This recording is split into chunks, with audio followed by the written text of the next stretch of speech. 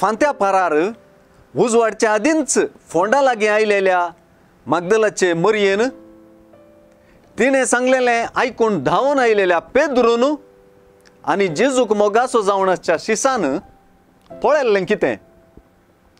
समाधेच्या तोंडाक दवरलेली शिळा पाटी लोळयलेली पळयली, धरणीर पडलेली सणाची वस्त्रां देखली, जेजूच्या मस्तकाक रेवडायलोलो तुवालो वऱ्या विंगड दवरलोलो तांकां दिसलो.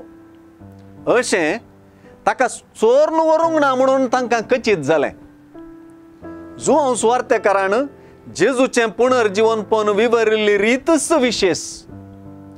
भोव सादे रितीन जुआंव सुवार्थेकार जेजूच्या पुनर्जीवनपणाची गजाल विवरिता. जेजूक मोगाच्या शिसान पेद्रूच्या पाटल्यान समाधे भितर रिगोन देखले मात्र न्हय, ताणें सत मानलें अशें तो म्हणटा. तो मेल्ल्यांतलो परत्यान जीवन जावंक जाय आसलो ही पवित्र पुस्तकाची सांगणी तेदोळ पर्यंत तांकां समजली ना म्हणटा.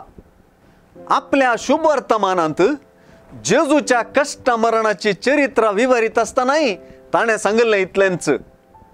जेजूचें कश्ट मरण पवित्र पुस्तकाचें उतर जारी जावचे प्रमाणे सगळें घडलां. आतां जेजूच्या पुनर्जीवनपणा उदेशी तो हेंच सांगता. ताच्या शिसांक जेजूच्या पुनर्जीवनपणा उदेशी समजूंक आसचें इतलेंच.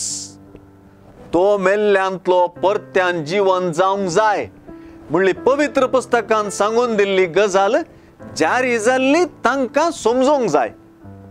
सुवार्थेकारान आपणाकच जेजूच्या मोगाचो म्हूण आपोवन घेतिल्ल्या शिसान आपणा विशींच दिल्ली साक्ष सुवार्थेच्या उद्देशाक आनी पुनर्जीवनपणाक जोडटा.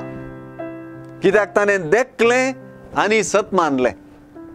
ताणें जेजूच्या पुनर्जीवनपणाक दिल्ली साक्ष ताचे सुवार्थेंत परत आनी परत व्यक्त जाल्लीच. ती जेजूक सत मानची गजाल. आतां सुवार्थेंत जेजूच्या पुनर्जीवनपणा विशीं ताणें बरयलेल्या गजालींक आनी साक्षेक आमी दिव्य जाल्ली प्रतिक्रियाच तीच सत मानची.